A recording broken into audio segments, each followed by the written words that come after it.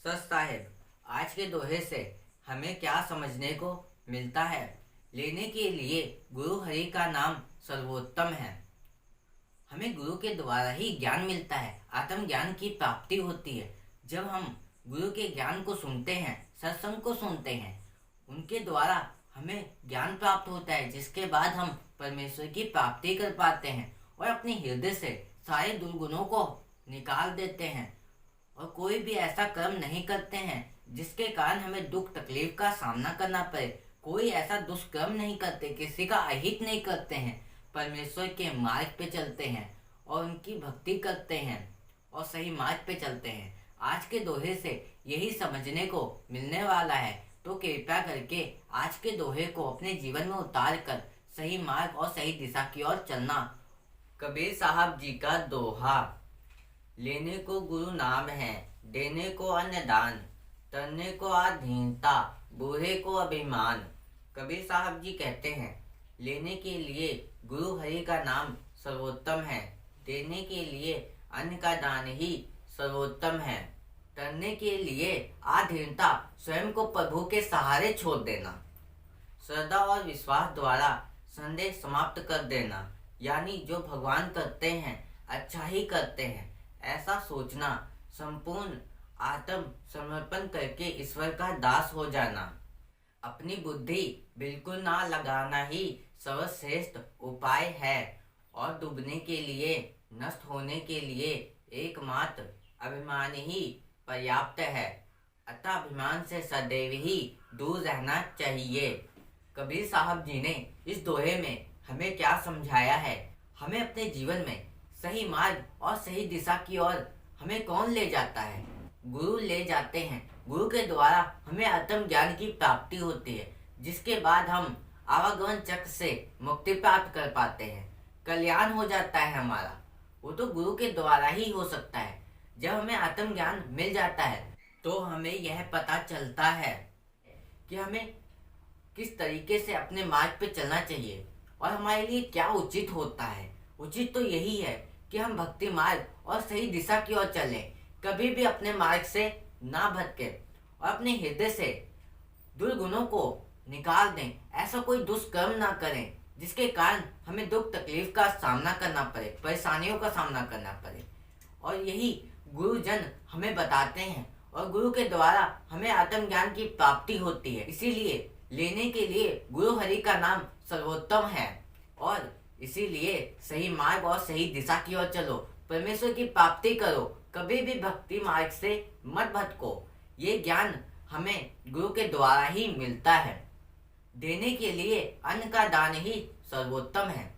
जब हम किसी भूखे को खाना खिलाते हैं तो ये सबसे बड़ा पुण्य का कार्य होता है।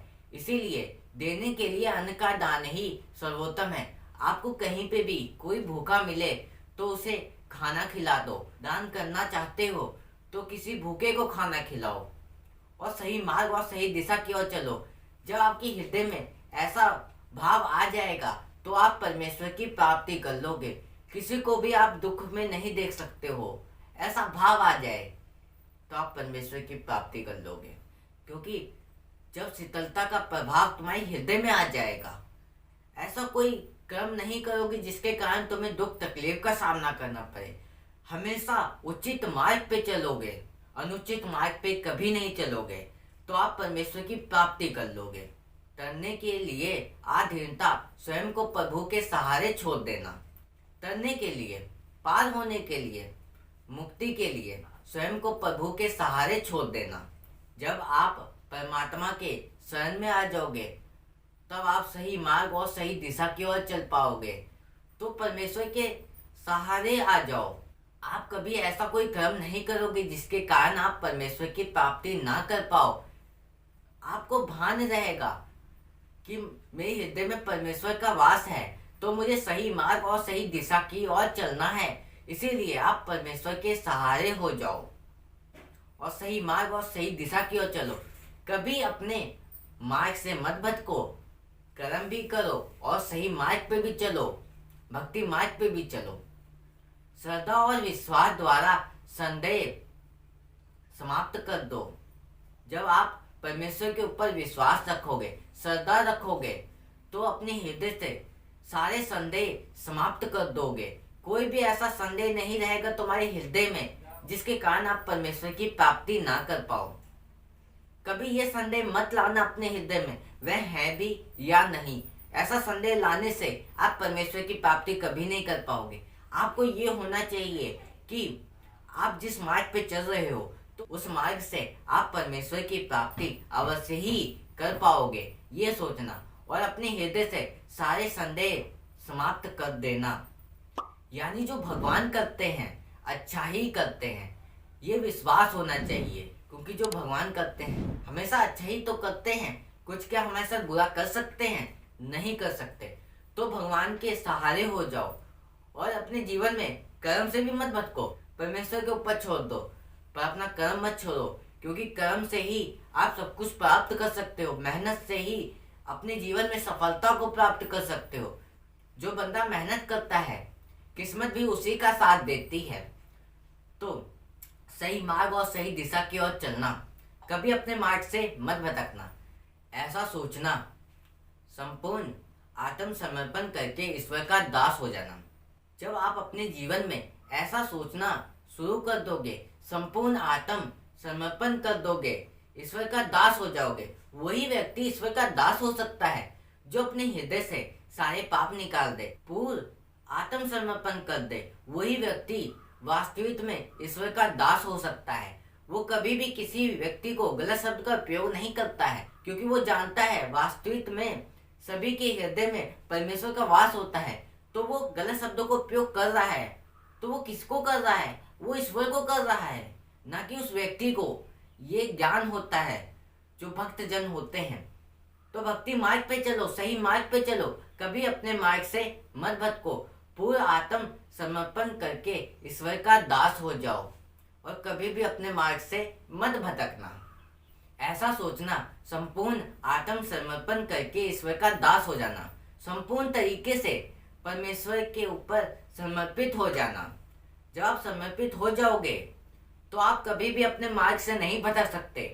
क्योंकि आप कहोगे कि मुझे परमेश्वर की प्राप्ति करनी है, उचित मार्ग पे चलना है, कोई अनुचित मार्ग पे नहीं चलना है, कोई दुष्कर्म नहीं करना है, पाप नहीं करना है, अधर्म नहीं करना है, मुझे बस परमेश्वर की प्राप्ति करनी है।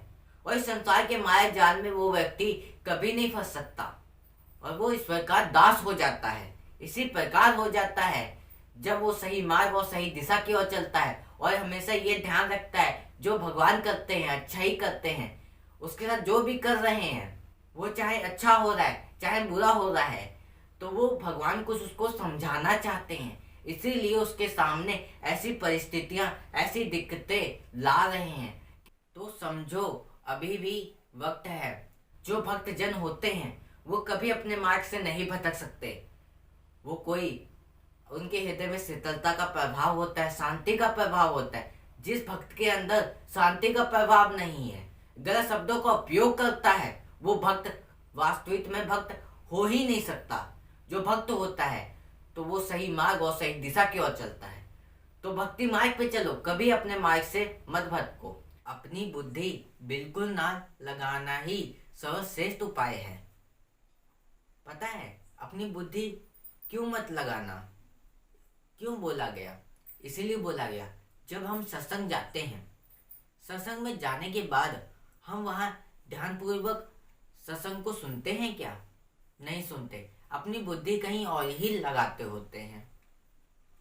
तो कभी भी सत्संग में जाना तो अपनी बुद्धि बिल्कुल मत लगाना, ध्यानपूर्वक उस ज्ञान को सुनना और संसार के माया जाल में कभी मत फंसना। इसीलिए कहा गया है अपनी बुद्धि बिल्कुल ना लगाना ही सर्वश्रेष्ठ उपाय है। इसीलिए कहा गया है कभी अपने मार्ग से मत भटको। जब आप ज्ञान की प्राप्ति करने के मार्ग पे जा रहे हो तो कभी अपने मार्ग से मत भटको। इस संसार के माया जाल में कभी मत फंसो। अगर आप इस संसार के माया जाल में फंसते हो तो आप परमेश्वर की प्राप्ति नहीं कर पाओगे। और डूबने के लिए, नष्ट होने के लिए एकमात्र अभिमान ही पर्याप्त है। अतः अभिमान से सदैव ही दूर रहना चाहिए। आप इस संसार में किसका अभिमान करते हो? यहाँ धन दौलत का, रिश्ते नातों का, तो आपको किसी का भी अभिमान नहीं करना चाहिए। इस संसार की वस्तुओं का अभिमान कभी मत करो, क्योंकि इस संसार में कुछ भी अस्थायी नहीं है, कुछ टिकाऊ नहीं है। और यहाँ तक कि तुम्हारा जीवन जो है, जीवन भी क्षणभंगुर है, ये समाप्त हो जाता है।